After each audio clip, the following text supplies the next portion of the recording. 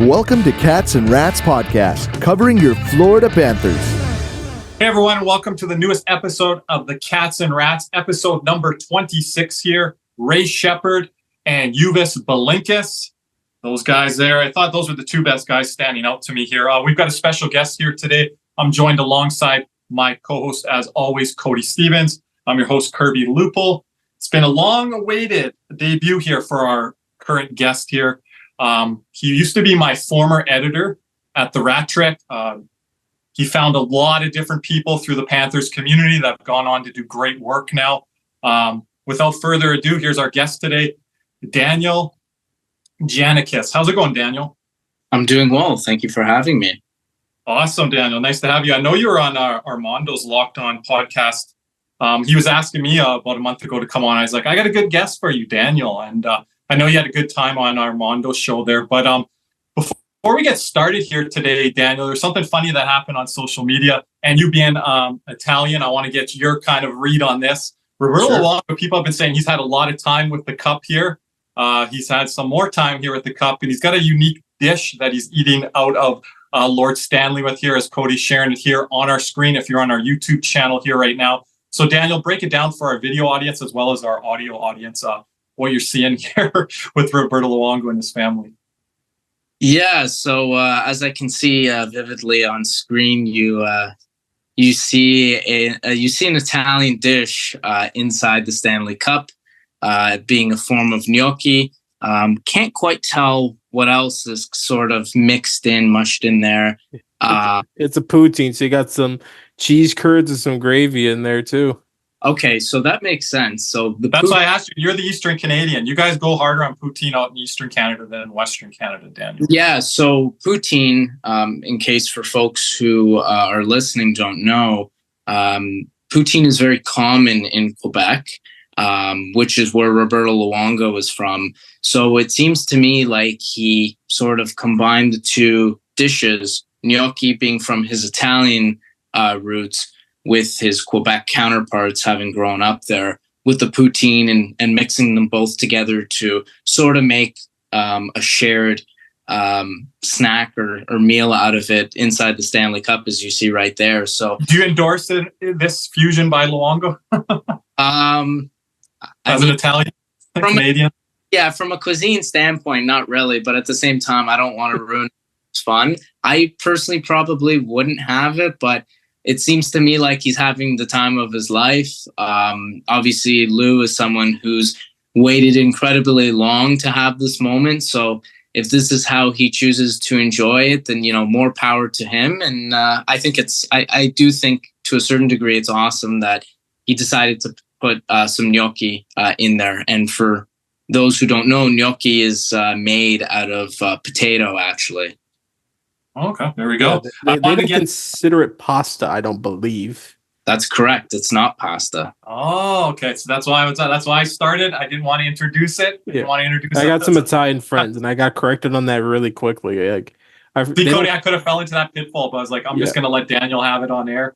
He can explain to the audience. I mean, Kirby's just stuck in Alberta, where all it is just meat and barbecue. There's nothing out there like that, probably. Oh, there's some good cuisine out here. But Cody, Daniel was in your neck of the woods down there in South Florida when the Panthers had the Stanley Cup Parade. So we have some photos to share on that. And then Daniel also ran into a fellow Panther with the Stanley Cup kind of being shared around Eastern Canada here this past week or so. I don't know exact time of this recording, but we're going to kind of share some of the pictures here, Daniel. You kind of just walk us through your experiences from the Panthers winning the Stanley Cup to the parade and now to, these Panther players sharing the cup here. Yeah, sure. So as you can see here on the screen, pretty self-evident. Not sure if you can zoom in a little closer, but as those who are watching can see, there we go. That's a picture of myself with Carter Verhaeghe, of course, and he brought the Stanley Cup to his community. Now, his community is about 45 minutes an hour from where I live here in Southern Ontario. He's from a small town called Waterdown.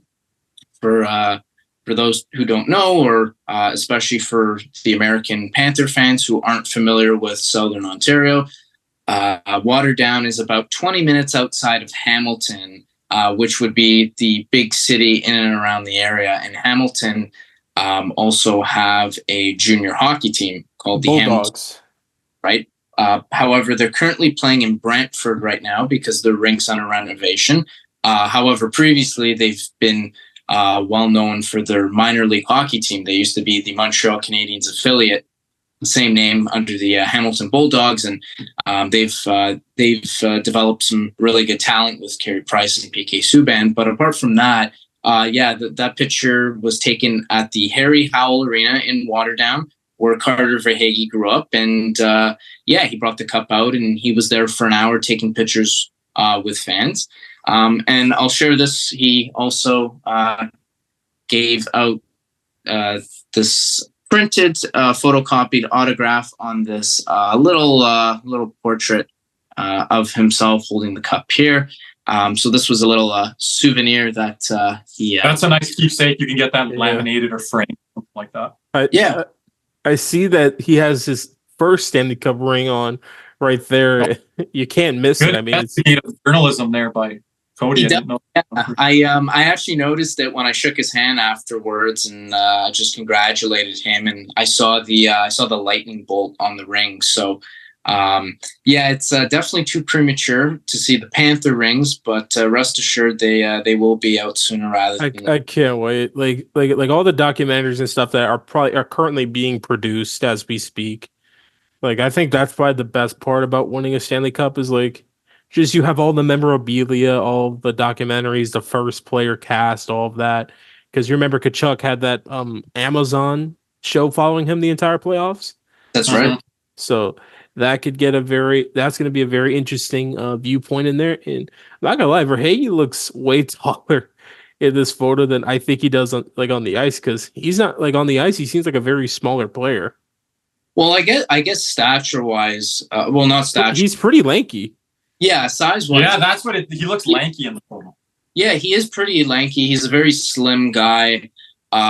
He isn't buff by any means, but in terms of his stature, he is a pretty tall guy. I guess relatively to me, I'm not the tallest guy out there, but he's a good 6'1", 6'2", which I feel like in today's game is pretty good height. With that frame, Cody, you would think he's just like a quick twitch athlete, and that's what those kind of skilled wingers are, you know? Yeah. Just able to move quickly, get that shot off fast. That's where he makes his money, right? Because he doesn't look big like upper body or lower body. Which is you ever see Martin St. Louis, man? That guy has tree trunks for legs. Yeah, but he's like 5', 8, 7? Yeah, but his legs are just like massive, as big as people's like midsections almost, right? It's like but it's funny because you think of him as a fast switch guy, but really, like, I think he's like not like he's more of like in the middle where he takes a second, he's got a stick handle, get a shot off. Like, he isn't like one to like get it on a stick and then rip it. Mm-hmm. Yeah, he's not scared of contact. He'll get into areas where, especially in the playoffs when you're playing really heavy teams. Danny, Carter Verhaeghe's done very well against a team like the Boston Bruins over the last couple of years. With his frame and size and things like that. So that's something that Cody picked up on the photo. That's something that I noticed too, Danny, when, I meet NHL athletes and different things like that. Kind of look at them, see like shoot. Like I remember this guy, Kyle McLaren, used to play for San Jose, towered over me. And then I saw Martin St. Louis a couple weeks later because I was working Stanley Cup final games and playoff games here in Calgary. And so small compared to Kyle McLaren. You wonder how a guy like Martin St. Louis can play those huge defensemen. Like, it's just unbelievable until you get up close and personal with these athletes and then kind of sit along glass level. Totally different perspective, sitting up in the 200s or 300s. You see the game from a different perspective down there along the ice. And I know, Daniel, you skated with a former NHL player, former Red Wing, former Oiler, former King, I believe. Cody would probably want to hear that. Yeah, I don't know who it is. At a rink nearby where I live here in Ontario, in Toronto. He was doing some off-season training, and this rink is open to the public in the summer just for people to go out and rip a skate or play hockey. Who was it, though? Tell us. It was Andreas Athanasiou. So I saw him. Wow, the guy, he's one of the faster skaters in the league too. Yeah, no, very, very fast skaters. So I got to train with him for a bit in the summer, and just a great guy overall. And I can see the amount of determination and hard work that he puts into his game to, not only stay in tip-top shape, but as well to stay as an everyday player in the NHL. Because as you know, player movement, it can hit you like a truck. It happens very quickly, and if you're not on your game, sooner rather than later, you'll see yourself in the minors or even lower in like the ECHL. And it's kind of funny that we're chatting about this because Carter Verhaeghe, speaking of the subject matter and the pitcher, he definitely did not have a linear career progression from start to current present. He at one point was buried in the ECHL. So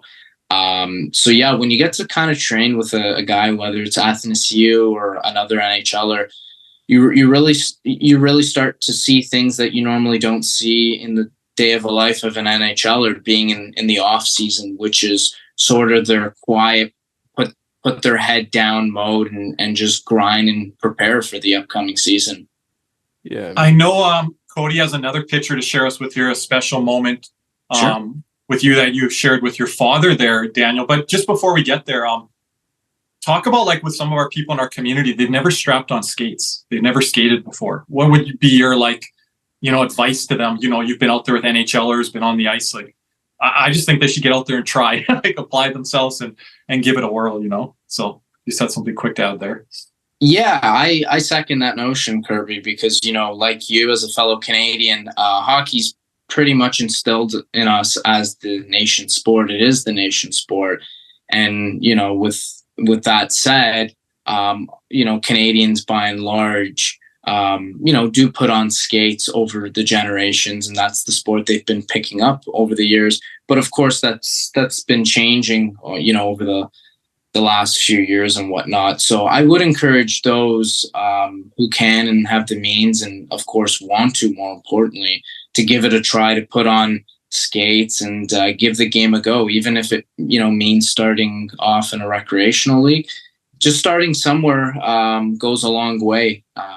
And the younger you can start, the better, because it allows you to enjoy the game more, create memories that'll last within your lifetime. And just as importantly, you meet a lot of great people. I have to say, I've met a lot of great friends playing hockey here in Toronto, Ontario throughout the years. And I've been pretty lucky. I started at a young age. I started playing organized hockey within a league at 6, and I started to learn how to skate when I was like 4 or 5, around that time. So, Canadians, they definitely start their kids young when it comes to hockey. And I know the landscape's a little different, down south in the States, but my recommendation would be to, buy a pair of skates, even if they're secondhand, and same with equipment. And join a recreation league. If you're older, no harm in joining a men's league or an adult league, and picking up a stick and learning a new skill, learning a new sport. I think it's great across the board. Yeah, a lot of our community members have their kids in learn skate programs and hockey programs. They're probably better skaters than their parents now. There's one that's in our community. I think his daughter's skating with Jamie McGinn, former Panther, this summer. So it's just so invaluable, especially down the States. You have so much exposure to these camps and these former NHLers that you don't always get that opportunity up here in Canada. So just grab it by the horns if you're an adult, or for your child, if they're young and you think they're too young, now just get them out there, right? So, best part about playing hockey in SoFlo, I mean, it's never hot in the rinks, Try 10 times colder, because as the glasses wearer myself, I go from a rink to outside, my glasses fog up on me and I can't see a thing. That's one of the reasons I didn't like, as you guys would say, ice hockey growing up. It was so cold in the winters, and I was like a little kid, and you had to dress in the van or dress at home and then get to the rink, get thrown on the ice, and you're right back out in the cold. Like, I don't like this. And it's not even 8 or 9 o'clock by the time you're done in the morning. So it just wasn't. I was actually going to mention that, Cody, it definitely plays an advantage for fellow Floridians, pick up the game, because you get to show up to the rink in flip-flops and shorts, whereas folks like Kirby and I, a lot of the time, especially throughout the hockey year, we're showing up in if we're lucky, jeans. But a lot of the times I remember growing up when there were snowstorms trying to get to the game. Sometimes you're even in snow pants, stuff we used to wear as kids in the playground. And you're worried about being late and your heart is racing and you're like, that's the start you're getting off to. You're already late to the rink because of the weather. Yeah. But stress, man. The only thing that we have a problem with is getting our gear wet because of the rain.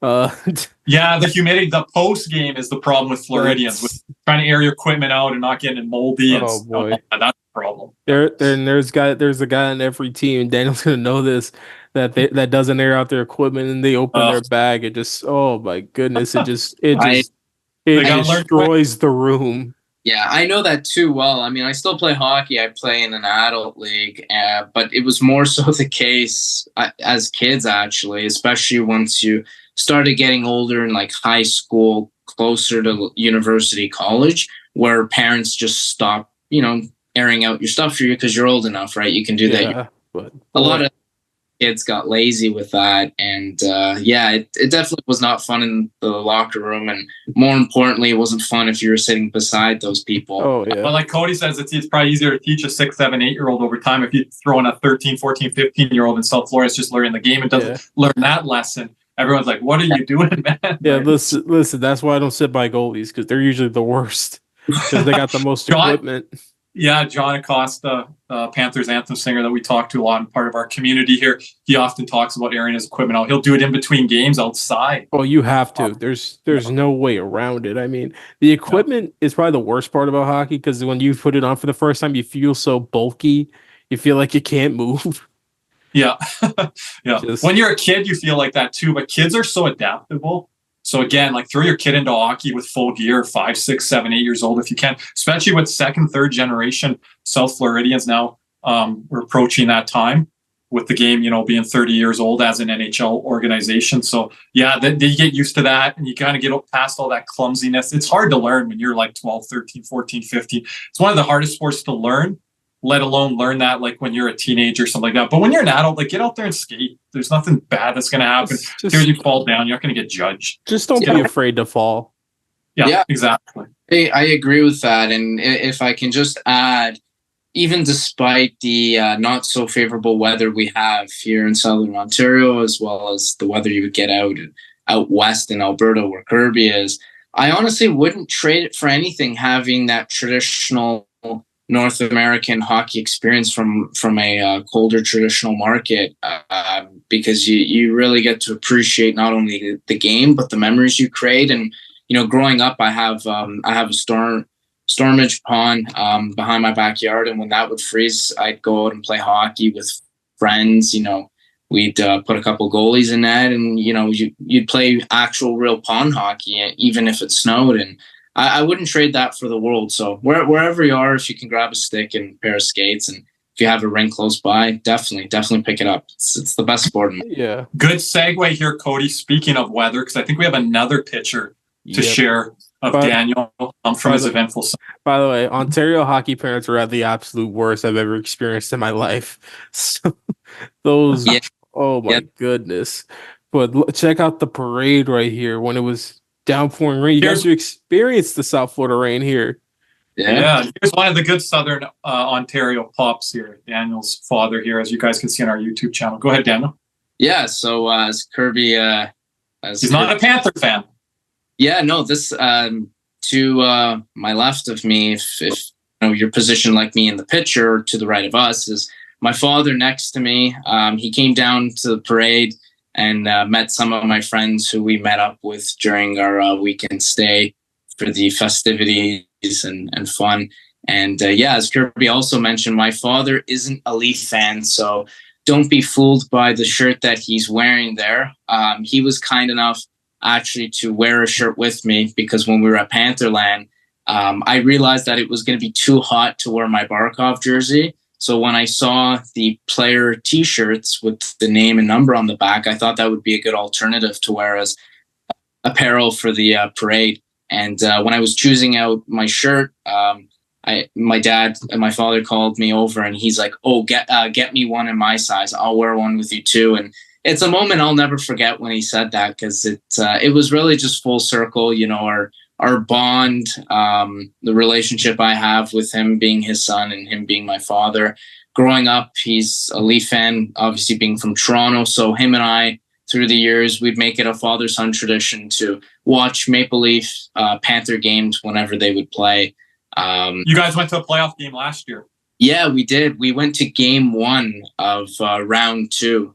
We were able to get tickets. I remember the moment that the Panthers were slated to play the Leafs. I was texting my father at the office, and I'm like, Dad, it'd be really cool if we could go to the game. Let's try and get tickets. And he's like, okay, we can try. No guarantees, but we have nothing to lose. And we've been waiting for this moment, for like 18 years, close to 20 years. And finally happened. The stars finally aligned, and they've finally got to play each other in a playoff series. So we were able to grab a couple tickets for game 1. And that's probably the most memorable hockey game I've ever been to. And I'm sure I could probably speak on his.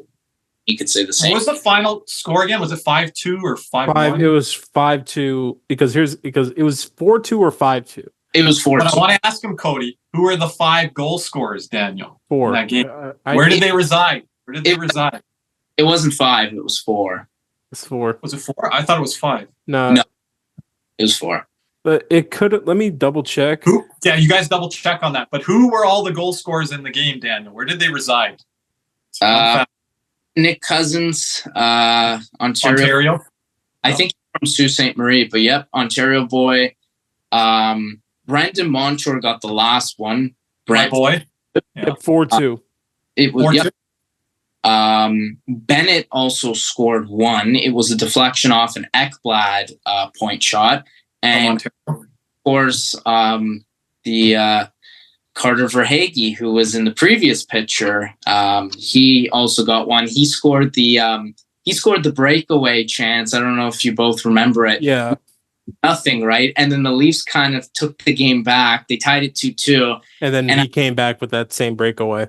Yeah, I was sitting there in my seat and I had my jacket on. I was thinking, do I need to button it up so no one sees my Panther jersey? And I'm like, you know what? Like, I'm already outnumbered. I have to go full force here and defend my boys. And it was just a perfect response. It was like 2 minutes later, Duclair and Verhaeghe work a quick 1-2 little breakaway stretch pass, and Verhaeghe just wired it past Samsonov. And he just, I'll never forget, he totally silenced the crowd. And I kind of went nuts shaking the barricade in front of me, and Leaf fans, you could hear them dead silent when that goal went in. Yeah. But yeah, Danny, that adds salt to the wound to your Leafs friends and buddies when you say all Southern Ontario boys scored that. I was just it was what you would call an all Ontarian affair, and it was beautiful. They played a great game, and I remember walking out with my head very held high, and a lot of Leaf fans with their heads not so high. So it was a beautiful night. But my father and I, we got a picture after the game, and it's one Kirby seen before. I've posted it before on X as well as Facebook. And for me, all jokes aside, and in all seriousness, the result, that was the cherry on top. But for me, the most important thing was the memory that, I'll carry throughout the rest of my life with my father, seeing both our teams play in game 1 of round 2. And of course the Panthers winning, like I said, cherry on top, but it was the moment I got to share with my father. To me, that in and of itself was a win. So, yeah, I mean, I can't imagine that type of deal. And then the next photo we got, I mean, absolutely soaked in the pack. I mean, just with the beach ball in hand in South Floridian style, right by the beach and the palm trees in the background. Mm-hmm. I told Daniel I need one of those beach balls for my set here. So yeah. Quick question here, because as you and Kirby both are Canadian people, what was the one thing about South Florida that surprised you the most? I'm curious here for our South Florida listeners that do know. I don't know. Kirby wants to jump in first. No, Daniel, you're the one that's been down there. Yeah, like Steve, what surprised me about South Florida? That's a good question. Do you mean in a hockey sense or just any sense? Like, because I'm pretty sure someone like you had your idea of South Florida. Mhm. It's sometimes the idea is just nowhere close to the reality. And I know Canadians have their kind of sense of South Florida, but it's just all beach and nothing else. And sometimes they're shocked to see like, oh, they actually do have some cities in here. Well, to be honest with you, Cody, I can safely say I've done a fair bit of traveling within the state of Florida. I used to go on family trips with my family when we used to go to Disney World, Universal, and whatnot. Orlando. So, yeah, I've spent quite a bit of time in Orlando.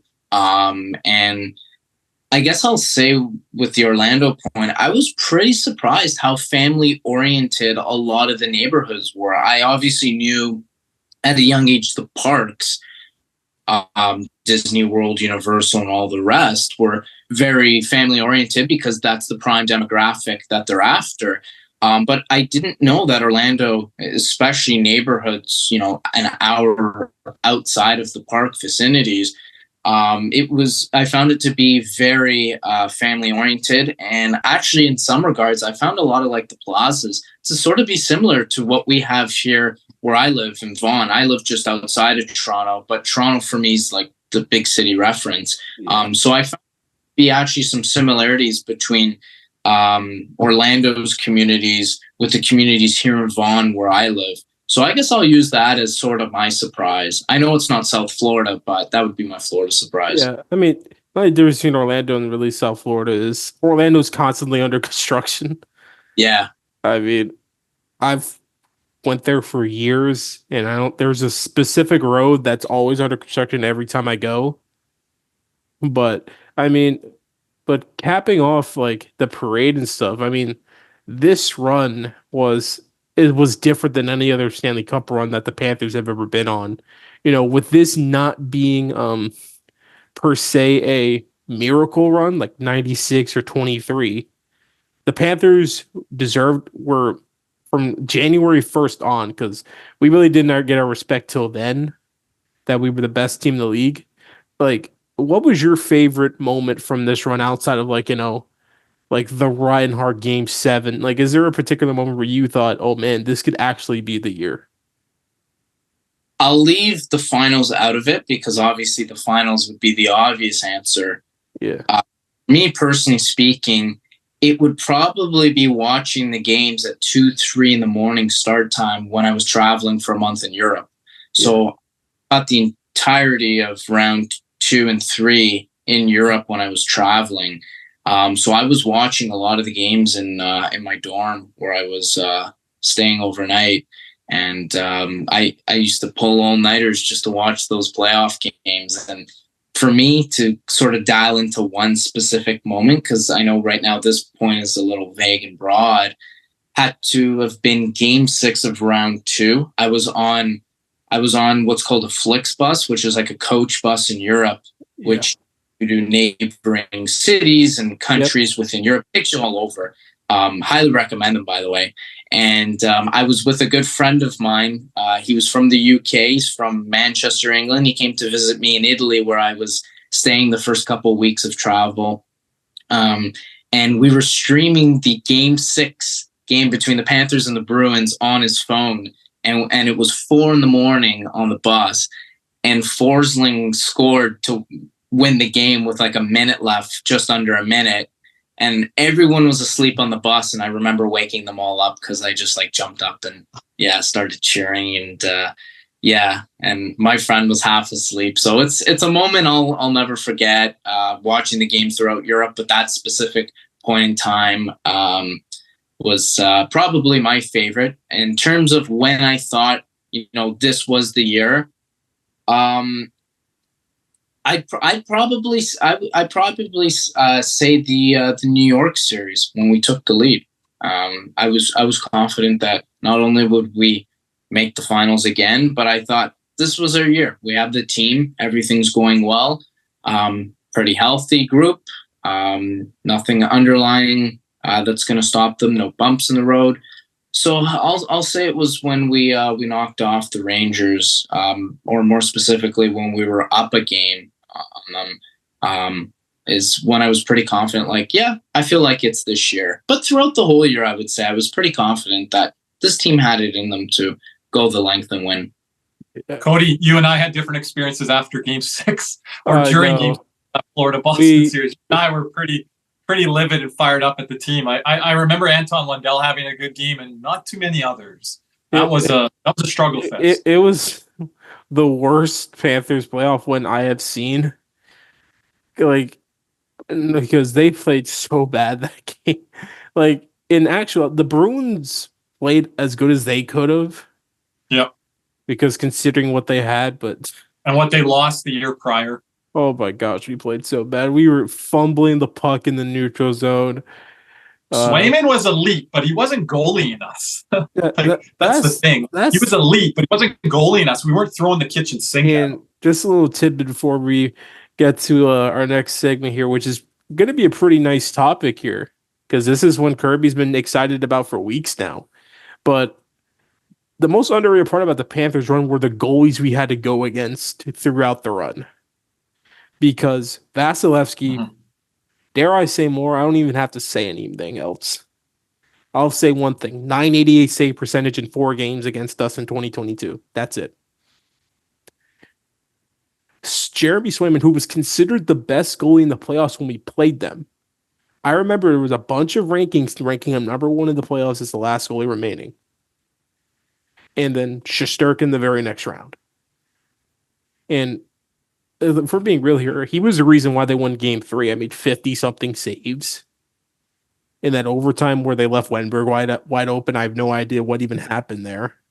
Yeah, Game 1 and Game 6 was probably our worst. In the middle of that series is when the Panthers were bringing it and Swayman met the challenge. Yeah, that games 1 and 6 were our worst. But Game 1 we lost 5-1. Game 6 we won 2-1.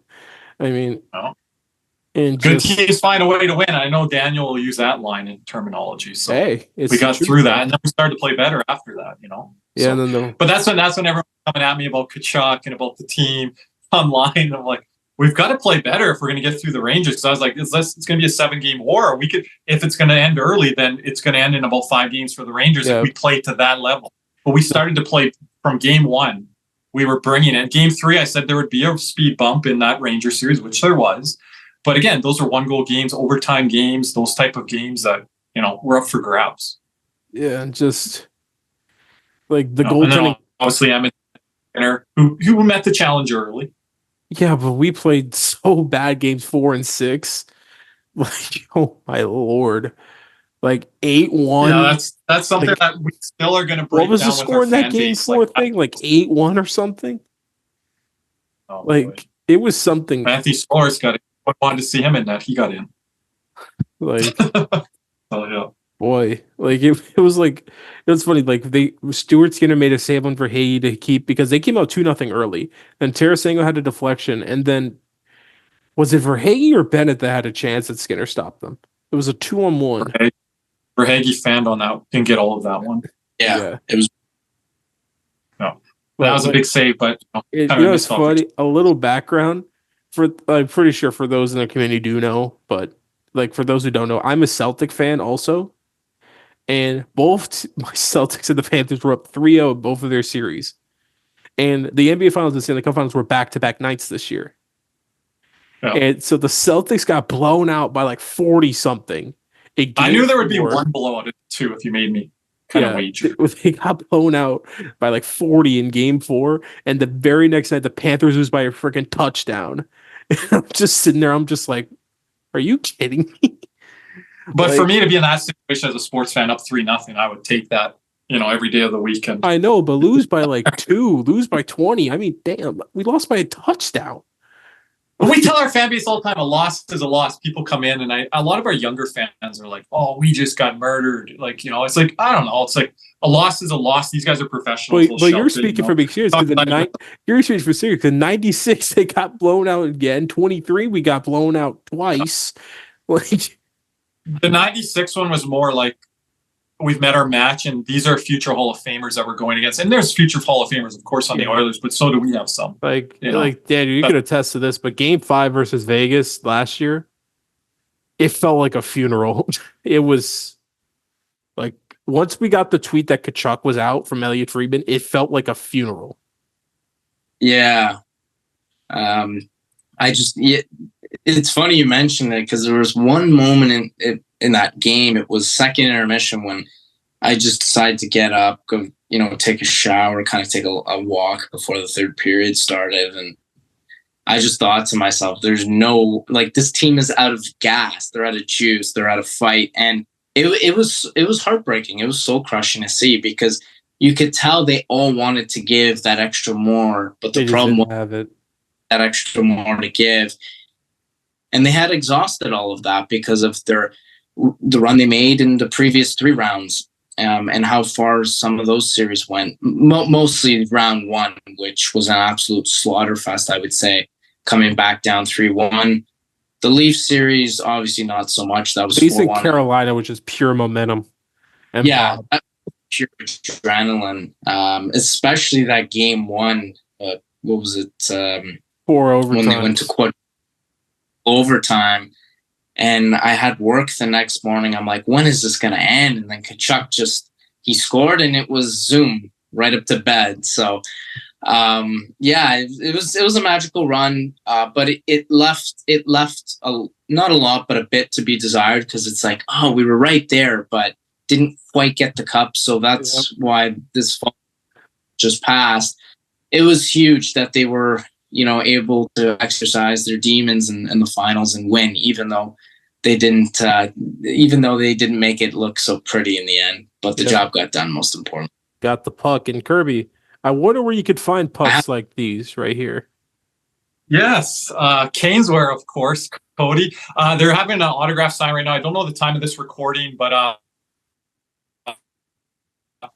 there's going to be some Panthers, Ron Lundberg, Tarasenko, Steve Goldstein just announced today, and I'm forgetting one other. Oh, Aaron Ekblad, which we're going to get into in our next segment here. Sir. And also this summer, they also had Nico Mikkola and Anton Lundell as well. So before we wrap with our final segment with Daniel here, I just want to let everyone know, Caneswear, Panthers Fever is here. Are you geared up? Caneswear and Davies is a place for all your Florida Panthers needs. They have the latest gear for our favorite NHL team: jerseys, polos, t-shirts, hoodies, hats, and more. Caneswear has you covered. Stop by their store in Davies or at Panthers Wear. Again, that's Panthers Wear, WEAR.com, for all your Panthers needs.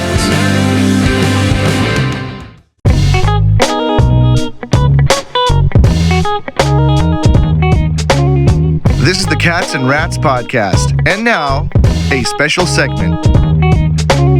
Well, we have Mr. Daniel here with us. He has proposed us 3 things that need to happen with the Panthers season here. And if you're on our YouTube channel, I will have them listed right here. Here we go. As for those who are listening, I will read them off 1 through 3. Number 1, Aaron Ekblad needs to take over the power play 1 unit. Point 2, it's now or never for Spencer Knight. And 3, Bill Zito needs, in all caps and bold, to acquire a top 4 pairing defenseman. As we start with point 1, Daniel, what is your reasoning behind point 1? Yeah, so my point 1, also to describe it further, to take over power play 1 unit, what I mean by that is I think Aaron Ekblad needs to replace Brandon Montour as the QB of the power play 1 unit, as we saw last year. Brandon Montour is no longer in South Florida, which means there's a void to fill at that position on the power play. And I think Ekblad would be probably the best fit out of what they currently have, internally speaking, within the defensive corps to take over that role and succeed in QBing the power play 1 unit. Yep. Cody, jump in. I got something to say here. I mean, I agree. Now, again, both of you are Aaron Ekblad supporters. Like, Aaron Ekblad's probably like both of your guys' favorite player all time. So this is going to be interesting. And then I'm going to counter back. Yeah. And I'm not an Ekblad doubter, but when it comes to this, I have some points to make. But Cody, you go ahead. I think the word needs is kind of like the part I disagree with. Do I think he should be on power play 1? I'm not sure. I need to see, like, because he's changed his game the most out of any player on this team to that defensive grind him down defenseman type role. Here he needs to tap back into what made him like a Norris caliber defenseman for those 2 seasons where he was one of the best defensemen in the NHL. But the thing is, the quarterback, I think he should be on the power play 1 unit. And I've said this like for the longest time, and I'll stand on it. Even though he led the team in power play goals in the postseason, I do believe. I still don't think Carter Verhaeghe is really a power play guy. Like, to be honest with you, just because it takes him a bit to get to his shot, and he needs all the world of space. Where on the power play, I think you just need to have a quick twitch and a quick wrist shot. I think Ekblad's better suited in that role than a quarterback, because while we don't really have a necessarily power play quarterback on this roster, we have 2 capable guys that could do it in Adam Boqvist and Nate Schmidt. And I think Ekblad is better off as a shooter on the power play, let alone a facilitator, because I always felt like he was more of a goal scorer. Cody, who do you want at the top of the umbrella, the top of the power play, quarterbacking? Then if you have Ekblad in that, if it's my dream,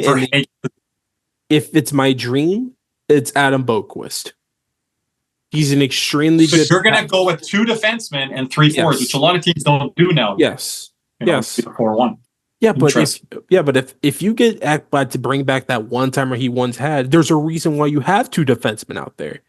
It's not like you're not having 2 defensemen out there just because, we give up a lot of shorthanded chances. When the Panthers had a top 5 unit those 2 years, they had 2D on the power. Sometimes they had 2D on the power play.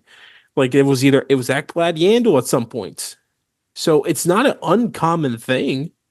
But it's become more of a trend with the 4 forwards, and even over the last 3 to 5 seasons in the NHL, you'll see a lot of teams not go to that.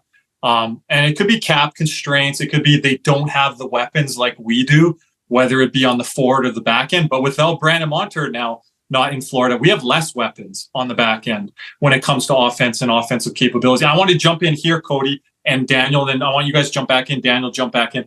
I'm not with this at all. I think the days of Aaron Ekblad's shot, backdoor, maneuvering in the zone, he struggles with keeping pucks in. And that's where Cody's taking him off of the quarterback and you're bringing him down there. So you're taking a responsibility off of him. But now you have another defenseman up there, or you have a forward like Barkov that has to play that role, keeping pucks in and different things like that, which Brandon Montour did beautifully for 80-90% of his tenure in Florida, keeping pucks in and giving opportunities to those forwards to score. If you go back, he gave second, third opportunities where pucks were not cleared out of the zone. Also got back on a lot of plays too. I'm with Cody on Boqvist or maybe even Schmidt to run the power play one. I'm more on Boqvist than I am Schmidt. Sorry? I'm more on Boqvist than I am Schmidt because I'm more on Boqvist and Schmidt than I am on Ekblad or Forsling. I'm like, here's the thing. I'm just going to start right here. I do not believe putting Gustav Forsling on the power play would be a good thing. I agree with you. I don't see it. Like they could, I wouldn't mind if they gave it a shot. I mean, what you got to lose? Yeah. He's got opportunity in camp, just like Ekblad. Yeah, everyone's got opportunity. Just give him a shot here. But the thing is with Forsling is I don't want to overuse him. Like here's the thing, because like Forsling is an elite defensive defenseman. And I like to use this point because this is exactly what happened. And Daniel will know this because as Ekblad's our guy, this guy I'm about to talk about was his partner for those Norris years, Uyghur. Uyghur was in the same camp where he was one of the best defensive defensemen in hockey. But the minute you asked a little bit more of him, like the power play time, that's when he got worse. When Me and Daniel used to get in Ekblad-Uyghur arguments all the time, Cody. When Ekblad went down both times, Uyghur played his worst hockey of the season. Both he did. Times. I admit that fully. He did. Yeah, in those playoff runs in particular. But Cody, you don't want Gustav Forsling to play too much time. Yeah, let's bring it back to Daniel. Do you want Aaron Ekblad to have more minutes and more responsibilities? Well, given the state of the decor, unless additional players are going to be brought in, yes, I think we do. And a part of that is Ekblad's going to have to keep himself healthy. So it's a bit of push and pull. He's going to have to hold up his end of the bargain while coaching staff's going to have to hold up their end as well. Now, in terms of Cody's point with regards to Boqvist or Schmidt, I would respectfully have to disagree there. I don't think either of those two should be QBing at the top of the power play one unit, especially Nate Schmidt. I don't think that would go over well. More importantly, neither of those two have as good of a point shot as Aaron Ekblad does, not only in terms of how hard the shot is, but in terms of accuracy and precision and whatnot. I think Ekblad, as of right now, has the best shot on this team in a number of different areas. And I think that's what you need when you're manning the point. In terms of your point, Kirby, I just want to jump in on that point. I think Boqvist and Schmidt have as good a shot as Ekblad. Forsman might be fourth. I jump in on the point because here's why, like you just said, the reason why I want him where Verhaeghe is. He gets more shot opportunities there. And to be honest with you, I don't need on the power play especially, I don't necessarily need a hard shot, because here's the thing. On a good power play, you're going to rotate, and Ekblad will have his point chances. The thing is, with the power play quarterback, you need to be a good facilitator. Ekblad's not really a facilitating type. Boqvist is. I disagree. Ekblad can move the puck. He can move, but the thing is the vision. Better passer than Boqvist, so I would have to push back on that. Have you seen Boqvist's shot, Daniel? Because I was going through some film. That guy has a really good shot. Our fans really praise Gustav Forsling's shot. Wait till you see Boqvist's shot. That half clapper.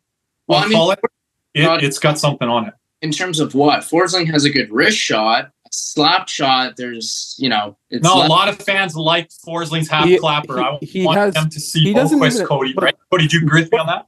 Have the shot that Ekblad does. Ekblad has a bomb from the point. But we haven't seen it for the last year or two, Daniel. He never plays on the power play. I'm even talking 5-on-5 when he just puts those little buttery floaters on net. I'm like, Cody gets on net, but it's not even dangerous. It's not dangerous. Before Montour, it was Yandel. Yandel, used to hog the minutes on power play one. He was the QB guy. He was brought in for that role specifically. And we were top 6, top 8 in the league, better than any time Aaron Ekblad ever ran power play. Quite a good job when it was all really said and done. There were some individual years he did quite well, but in totality, I wouldn't say Yandel turned out to be power play QB. You and Cody are going to have a disagreement on that. Yandel was our best facilitator, probably. Yeah, it didn't make any sense. Ekblad could have done that. He was younger. He was less injured at that time before the injuries were piling up. He was coming off, the Calder season. It just made sense to have Ekblad there. But, Ekblad's never really run with the ball out on the power play. But don't forget, we signed him we signed Yandel in 2016. That was at the height of the concussion issues. Well, yeah, the concussion issue just after the World Cup of Hockey. Yeah. And Ekblad was rushed back. I mean, it was pretty evident. He had the ones before that with Hendricks and the Montreal one as well. But the thing is, but I don't know. I don't want to fixate so much on Yandel because he's retired now, and he's a former Panther. Yeah, we want to leave it on current guys, but it paints a little bit of the story.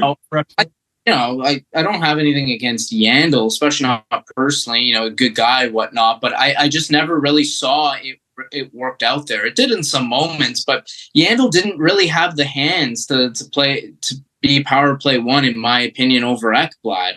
But I don't think Ekblad has the feet to walk the line and keep pucks in either. Well, very early that's a weakness of Aaron Ekblad. And if you tell me that's not, it's not factual, because if pucks get by him, Daniel, you're giving up breakaways. Well, right now, yes. But before in the beginning, I would push back against that. He absolutely could walk the line, and you see replays of him doing that within the first 3 years of his career doing that. Oh, for sure. But we're talking back 4.5 years now where we're at right now, and then asking him to be in this role. But I like what Cody's saying, where he wants to position him, but then Cody wants to play 2D, and I don't want to, because having Barkov out there is like having an extra defender. But here's I want 4 forwards. But the thing is, you don't need, I need the best guys out there. I could give a dang if they're a forward or not. Our best guys are forwards. We're shallower at defense now, losing OEL and losing Montour. Yeah, but the thing is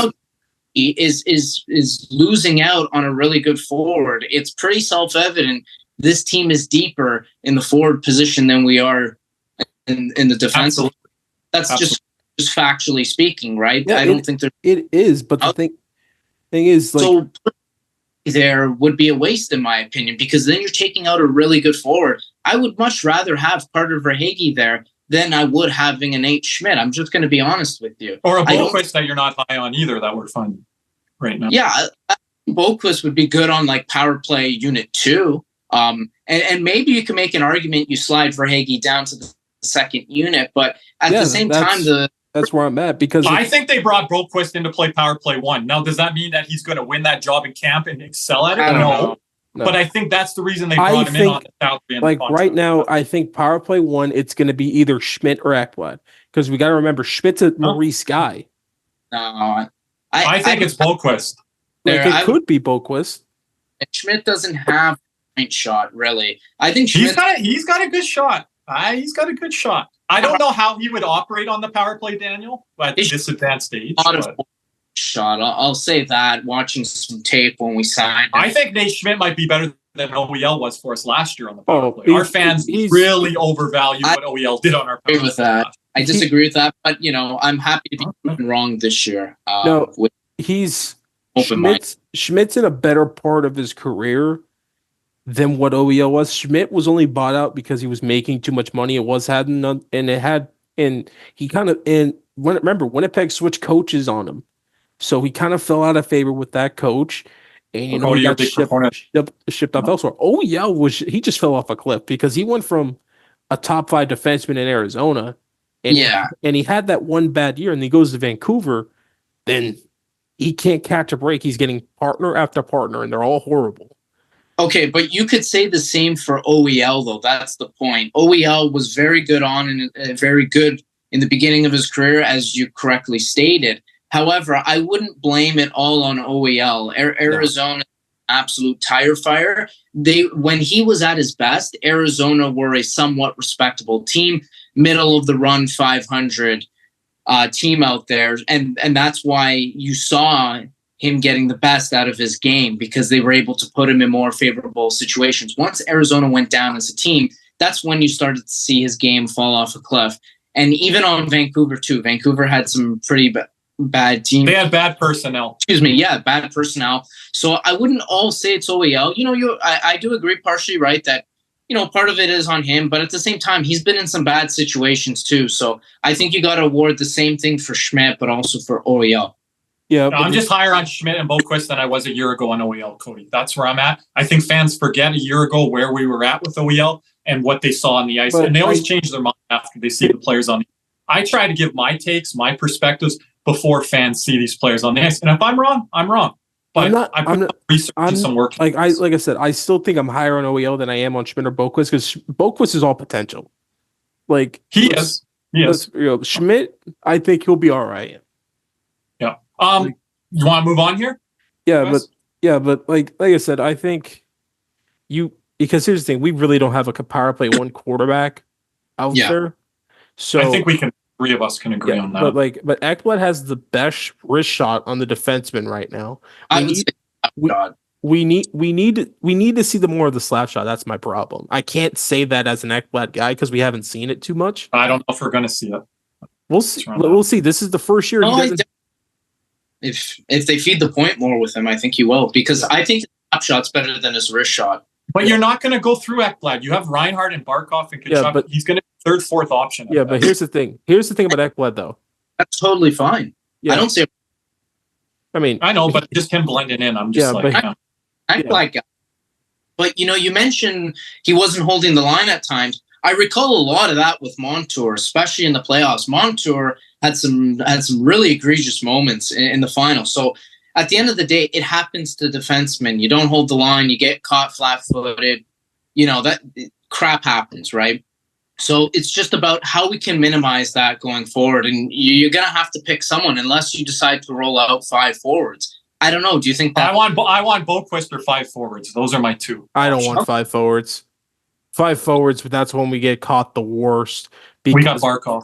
Barkov back, but if a 2-on-1, you have no one back checking because Reinhardt's down by the net. You think Kachuk's going to back check, get quick enough? Oh, that's the problem there. Yeah. Those are my 2 options. 1st, Boquist, 2nd, 5 forwards. All right.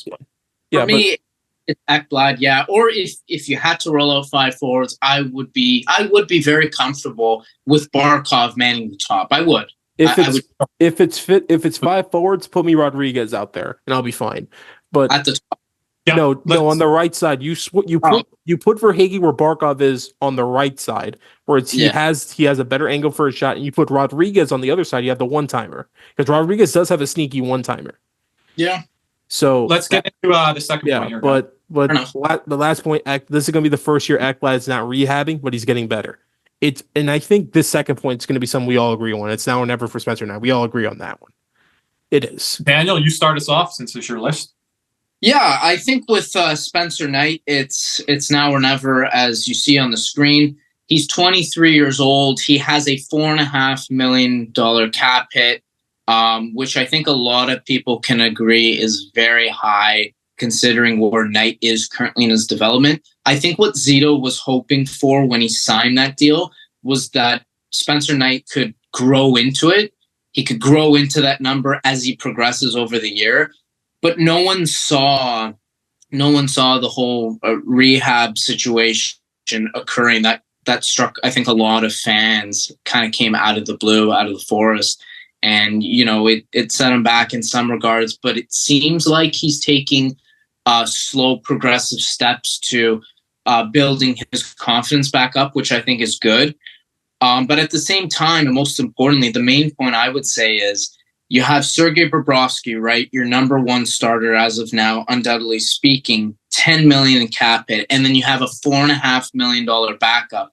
That's quite expensive. And you could be using that money in a lot of different areas. So it's time for Spencer Knight to show, is he the future behind the pipes for the Panthers? And personally speaking, I don't know if he is. I have a very 50-50 mixed feeling with Knight on how he's going to do this year. And he's obviously going to be starting as the backup, but he's going to have to turn heads when he does start certain games. And I could see him getting a lot of favorable matchups with Bob taking more of the harder opponents. So I'm hoping that would not only build up his confidence, but would create some stride for him, that he could kick it into second gear and kind of show Maurice and staff that I'm the goalie of the future, and you don't have to worry about when Bob decides to leave the team or whatever they decide to do with Bob, which is, I think, a discussion for another day, another podcast. I want to jump in on Danny's point there. Give Spencer Knight the softball games, give Bob the harder games. No, I don't want that. It's now or never because of the contract. The age is still a relatively young age, but because of what contract Bill Zito gave him, it has become more of a now or never moment now for Spencer Knight. And I want to see him, in a sense, thrown into the fire this year. He got a whole year to build himself up, go into the playoffs, be the third goalie, be behind Stolarz, Bob, experience that whole cup run from, the press box, from ice level, that different type of stuff. So I don't want these softball starts for Spencer Knight this year, Cody, that we saw last year with Stolarz, where he played the Columbus Blue Jackets, the Chicago Blackhawks, the Anaheim Ducks. I think he played the Sharks once or twice.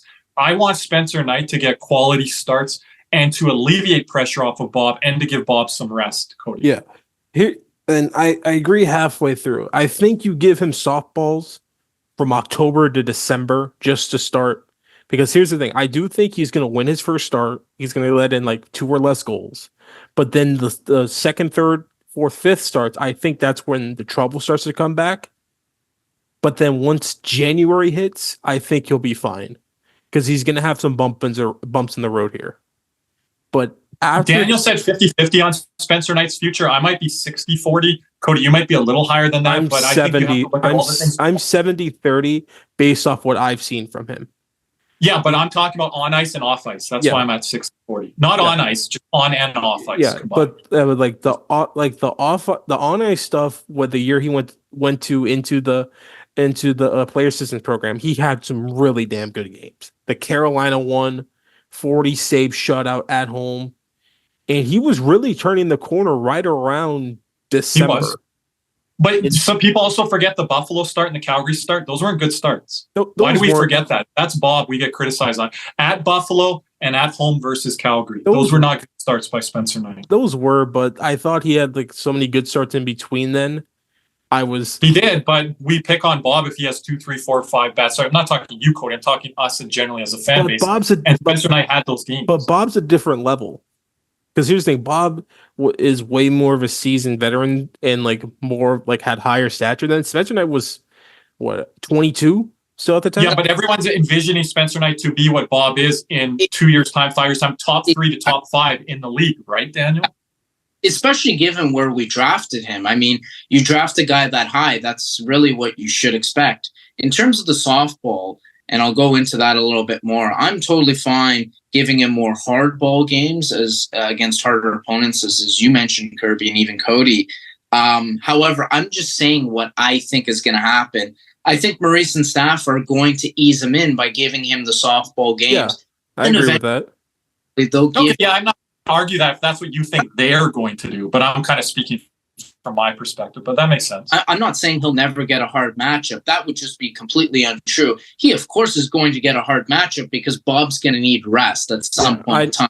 I need Bob. Yeah.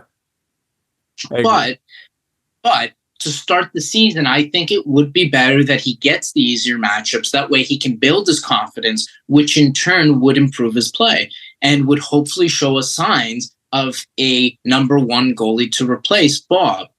That's where I take on it. It's just a hard stance by you writing, and I'm not disagreeing with it, Daniel, but it's now or never for Spencer Knight. Some people are going to take that like, man, you're putting a lot of fire on this young goaltender. I think the only reason he has that fire on him, Cody, is because of the contract. Yeah, like if he was making money, if he was making $3 million, I don't think it would be as much harder.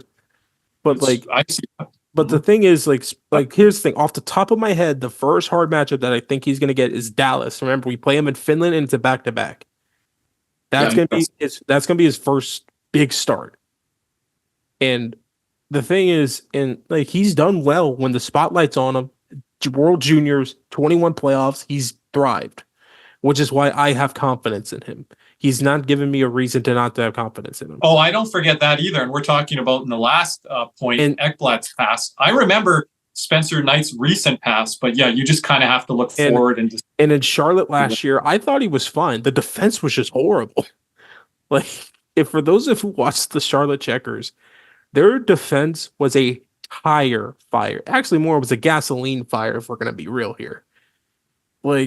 Yeah, I think there's some system and structural problems there that we've talked ad nauseum on our post-game show. We've actually had some Charlotte Checkers fans come in and speak on that too. They all say the same thing. Yeah. Tortured Tom, Adam, what is it, Adam C? Yeah, Vince, it's, all of them say the same thing. Fire Jordy Kinnear. But I do think we all three agree that on the second point, I think, but the thing is, it's now or never for Spencer Knight in a Panthers jersey. Let's reiterate that, in a Panthers jersey. He would have, if it didn't work out with Florida, he'd have 1 or 2 other shots in. I think Chicago would take a flyer. I think Chicago would. Speaking of on-ice things, now if off-ice things progressively get worse, I can't speak on that. But on ice, yeah, definitely. We want to get to the Yep. Oh, I was just going to jump in quick if I can. Yeah, before we get to the third point. Yeah, go right ahead.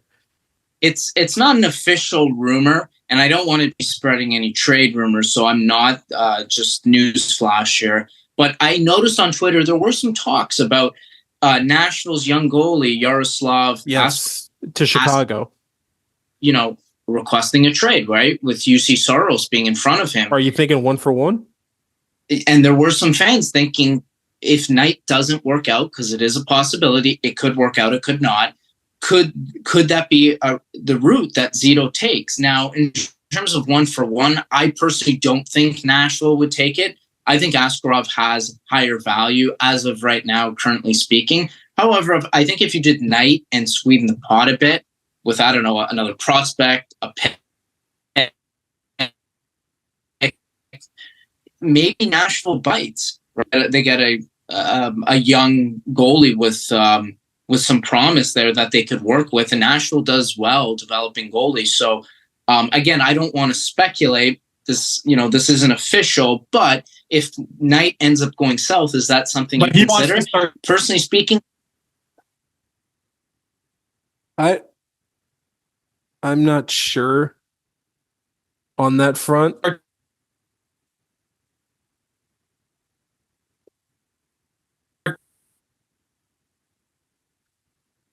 Today, not tomorrow, ask Pat. I get where you're coming with that. It's good logic, but I just don't know. But how much longer do you think Bob has? Because the clock is a year. It's 2 years left on his deal, right? Yeah, he's got this season. Yeah, him and Bob's expire at the same time. Yeah, but I'm talking about high level play. How many more years how many more seasons do you think Bob can give us at this level? Do you think? I think the rest of the contract. The rest of the contract. And Askarov doesn't want to wait for that. And the thing is with the whole thing is just like when Nashville locking in Saros, I don't think they're gonna try and acquire Spencer Knight, especially because I think Casey DeSmith's over there for like a 3-year deal, if I'm not mistaken. Oh wait, no, that's Dallas, I think. But then Knight gets buried behind Saros. That's a whole other thing on the side of the perspective. Where Askarov probably has a better window. Then obviously Knight. Yeah, that's what I'm thinking. Like Chicago, but we'll get to last one here. Yeah, but last but not least, I think all this and unanimous once again. It just depends on the guy. Billsy needs to acquire a top 4 pairing defenseman. Daniel, give us your idea because we all agree here. He has 100%. Some names for us that he hasn't disclosed to me. I have some names, and I'll go through them. I don't know how many I can go through here because I have. Give us your best 3. Okay, so I'll start. This isn't necessarily like 1 to 3, but I'll start with what I have at the top of my list. I'm going to start with Jakob Chychrun. I know he just got acquired by Washington. However, hear me out. He has a pretty reasonable cap hit, $4.6 million. Florida native, good defenseman. He can move the puck. Good skater. He can chip in offensively. The most important thing with Chychrun here is why I mention him is it's because he's a free agent at the end of this upcoming season. And I know Washington has added some pieces to try and go all in for Ovi with the playoffs and make a run, with Chychrun, Mangiapane, Pierre-Luc Dubois. However, I feel with Washington, it's either going to work out really well or it's going to absolutely fail. And if Washington's out of the playoffs before it starts, coming into the trade deadline, they may want to trade Chychrun to reacquire some assets that they lost to replenish from the trade for Chychrun. So I could maybe see him as a trade deadline deal if, and I say if, with all caps and bold behind it, if Washington is not in a playoff spot or not even close, come ahead of and at the trade. Cody's really high on Washington this season. They've got a great top 4 on paper with Carlson, Waugh, Chychrun, and Rasmus Sandin, who I'm high on. They contract $4.6 million. He's a UFA. They can compete. I think they're going to be one of the teams in that log jam for that second wild card spot because I think Cody, you're as high on Washington as I am on probably Seattle. I think I'm 7 teams deep, and I think there are 7 teams in my head that are locked. I think one spot's open, but Chychrun, I don't see Washington re-signing him due to the fact that they have like a whole bunch of other guys making a lot of money. I agree. So I agree with that. That's an interesting one. The Panthers have swung on that one a little bit. The rumor was Lundell was the asking price, which Florida wasn't. All right, second up. All right, second up, he's also a UFA next year. He has a history of being pretty offensive-minded, good skater, quick in transition and off the breakout as well, and can play in special teams like a power play environment. And I'm going to say it's even Provorov. He's 27. Now, there is some questions about his defensive game. However, you have to factor in he hasn't always been in the best environments, especially defensively speaking.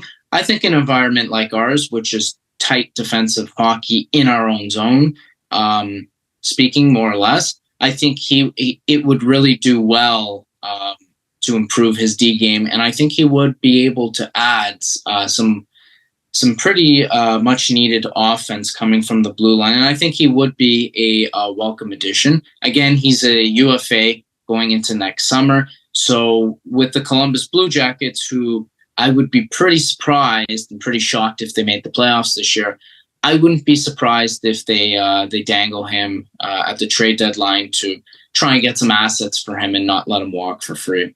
Currently with the Columbus Blue Jackets at $4.73 million UFA this summer. Cody. Boy, they'd be lucky to get a McChicken for him right now. But 27 years old. That is a name. I'm not gonna. Like, I thought about him when he was in Philly. Columbus really didn't help the fact.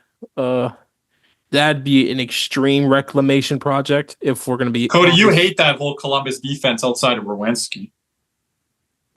They're just so bad. It could be the coaching too. They were just so horrible. Remember, we were able to get good value out of Oliver Ekman-Larsson, and he had just as much, if not worse, defensive problems, especially coming. I think they're 10 times worse. Well, I don't know. I might be with Daniel. They're in the ballpark. It's in the ballpark.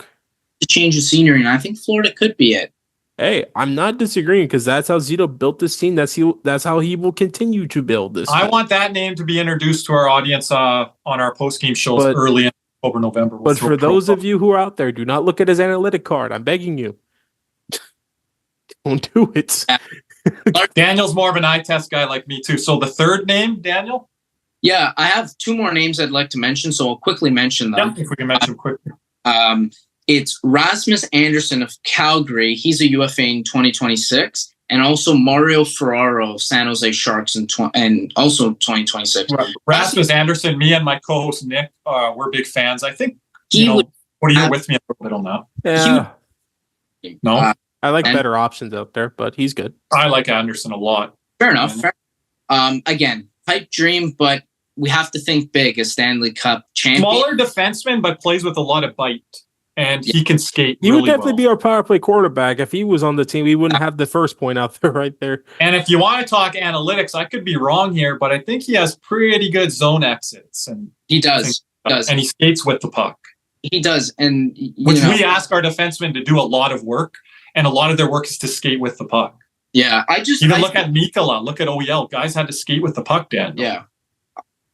I just think, I agree 100%. I think he's just he's a good puck carrying defenseman. He's quick with not only moving his feet, but, the puck as well. And like Cody said, he could absolutely be power play QB. And I actually have that written in my notes here. For me, he would undoubtedly be QB1, power play 1. And he plays with bite and he plays with physicality that we saw from OEL that they said, he was allergic to contact when he was in Vancouver. Jason Strudwick, who was on our podcast here recently, said that he was allergic to contact. Anderson loves contact. He likes the little scrums after the whistle. He's physical for pound for his size. Like a Sam Bennett, who's not a huge guy. Pound for pound, Anderson is strong.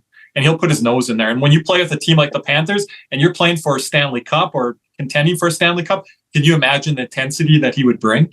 I'm all in on him. I agree. 100%. And, playing out in, the Western Conference, which I would say is a more physical style of play, he would have no problem playing in the East, especially playoff hockey, which becomes more physical as well as a more chippier style of game. So that's Rasmus. To the fourth guy, Mario Ferraro. Rasmus Andersson, by the way, has a very affordable cap at $4.5 million. I think that's reasonable for him before he hits UFA. Mario Ferraro's less at 3.3.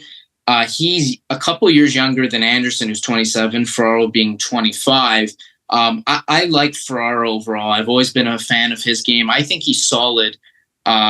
Defensively speaking, especially offensively speaking, I think he can do it all.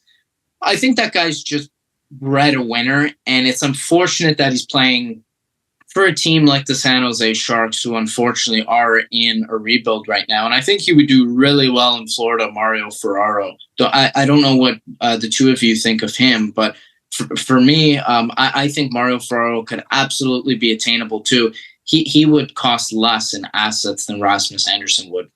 Cody, I don't have a lot on him. He eats up some minutes in San Jose, and he's been a good shot blocker over the. He would be more of a number 4 where Mikkola is currently. I think he's more of a high up, so not a 5. I think he's more of a defensive role. I could see him as a 3, but he can chip in offensively.